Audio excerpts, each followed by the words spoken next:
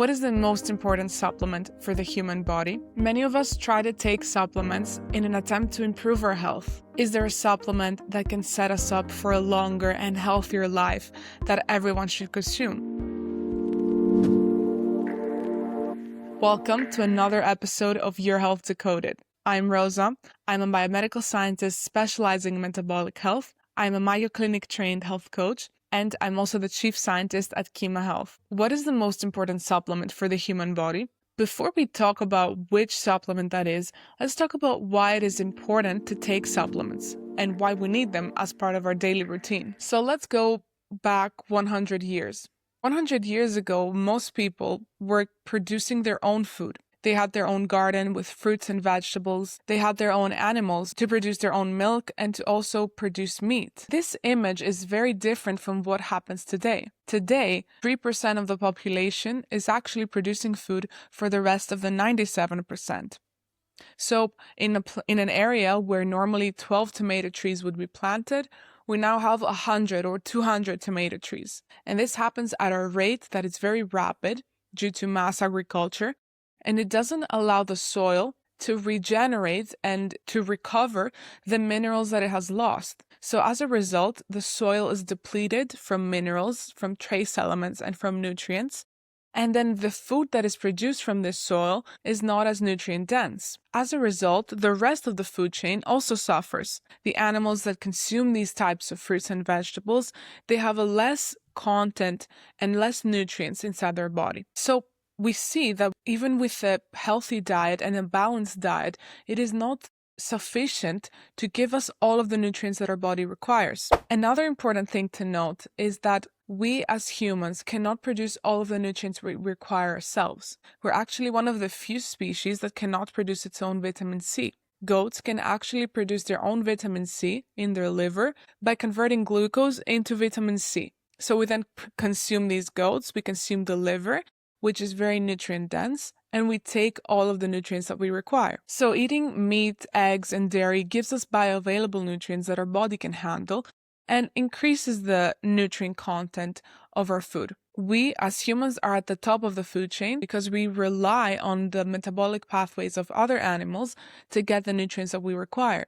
But when the whole food chain suffers, what happens? What has happened compared to 100 years ago is that our food is 10 to 15 times less nutrient dense than it used to be. So even a balanced diet leaves us deficient in the essential amino acids, in the antioxidants, in minerals, trace elements, and the vitamins that our body needs to function. As a result of this, we also see rising cases of autoimmune and chronic diseases, of cardiovascular diseases, of cancer, which we know are due to 80% due to our lifestyle and our nutrition. And actually hidden hunger, which is the marginal deficiency in vitamins and minerals, is one of the leading reasons of disease today. We have a nutrient-dense diet, and then we supplement with the most important vitamin for the human body, the most important supplement, we can get all of the nutrients, vitamins, and minerals that we require. Before mentioning which vitamin this is, let's talk about some doubts that people have regarding supplements. These are not doubts that are from everyone in the general population, because we see that the society is now more accepting to supplements. People are trying to find which supplement can increase their energy, which supplement is the best for longevity. So we see that people are more accepting to supplements. These doubts are mainly around doctors and pharmacists, which treat supplements as if they are pharmaceutical treatment. So one doubt that people have is that if we get a supplement, we will exceed the recommended daily allowance, and that normally our diet can provide this recommended daily allowance. Let's say, for example, in vitamin D. However, the problem lies in the recommended daily allowance itself. These allowances were developed during the World War in order to determine how many nutrients we need in order to not reach a pathological state, in order to not die or get a very serious disease, like scurvy, which was caused when the soldiers did not have enough vitamin C. So the recent recommended daily allowances are a little bit lower than the ones that were developed during the World War. And they're actually not really based on scientific evidence. a panel of experts gathers and they determine the recommended daily allowances by some evidence that they see fit. Let's look at an example.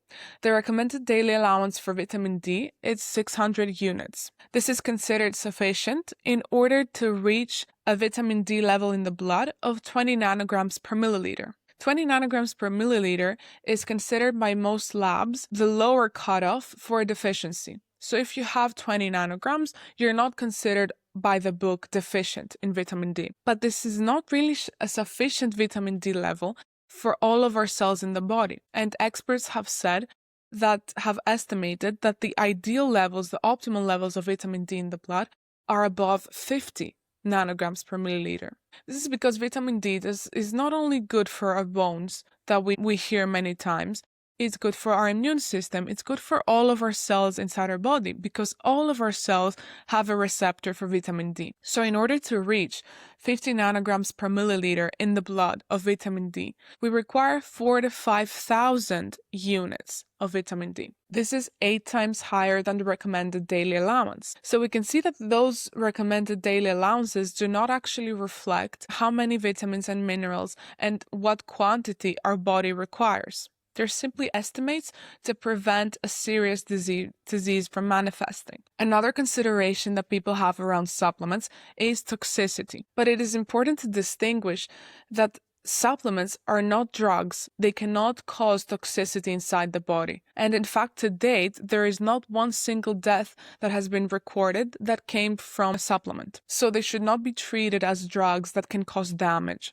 Of course, this refers to good quality supplements that do not have any additives, any chemicals, or any starch, for example, any contamination with aluminium, or any forms of oxide, which can cause oxidative stress. This refers to good quality supplements that are free of those additives and that they are in a form that our body can utilize. So when we're talking purely about vitamins, minerals, digestive enzymes, or amino acids, these should not be considered pharmaceutical treatment and they cannot cause toxicity inside the body. Here we have a note on any plant-derived or any extracts from plants, which can actually have pharmaceutical action, and they should be taken with caution. So the reason you click this video is to learn what is the most important supplement for the human body. And the answer to this is a multivitamin. A multivitamin which contains all the necessary vitamins, trace elements, minerals,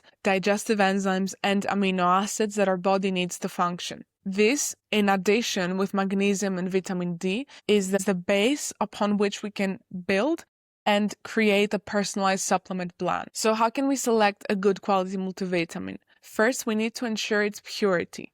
We need to ensure that it doesn't have any aluminum, titanium, starch, any colorings, any sweeteners, or anything that would not be a nutrient. You might notice vegetable cellulose, which is what the capsule is made of, and this is completely safe because it's not metabolized by the human body and it's simply there to deliver all the nutrients and then allow them to be absorbed through the small intestine. Another way to detect a good quality multivitamin is if you see nutrients that are methylated. For example, if you see folic acid, this is in the form that cannot really be absorbed by the human body. On the other hand, if you see methylfolate, this is a methylated form of folic acid that our body and our cells can use and absorb.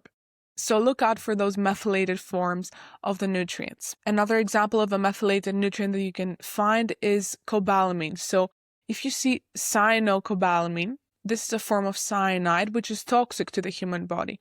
But if you see methylcobalamin, this can be again absorbed and used by your cells. Is a multivitamin something everyone can take? The answer is yes. Not only everyone can take a multivitamin, but everyone should be taking it, including pregnant women and children, because this multivitamin will fulfill all the gaps that have arisen from our diet due to the depleted soil and the way that the food chain suffers, and will allow our metabolism and our whole body to function at its optimum. So the multivitamin is the base upon which you build then a personalized supplement plan based on the blood tests of the individual, based on your medical history and your symptoms that you experience. So to put everything together, what would be optimal and would set us up for a longer and healthier life is, first of all, to have a nutrient-dense diet rich in animal-based foods, which are the ones that have largely maintained their nutrient density, and then supplement with a good quality multivitamin, and ideally add vitamin D and magnesium on top of that. What will happen if you start taking multivitamin and you start having a nutrient-dense diet? What we've observed also with our clients at Kima is that the first things that people notice is that they have higher energy levels and they have a better ability to control their weight because their metabolism is functioning better. Of course, this is in combination with a nutritional plan, not only the multivitamin, but once you start eating nutrient-dense foods, you will feel fuller, so you will not feel the need to eat this much, because meat increases our satiety. What people also notice is that they have a better control over their mood and their stress levels because the metabolic stress they have decreases. And as a result, they can also handle better the psychological stress. So their body is not overreacting to stress stimuli. And another benefit that people start observing pretty soon is an improved digestive function because of the digestive enzymes and overall because of their nutrition. So thank you for watching this video. If you enjoyed it, make sure you make sure you subscribe to our channel so that you don't miss any of our videos, and I'll see you in the next one.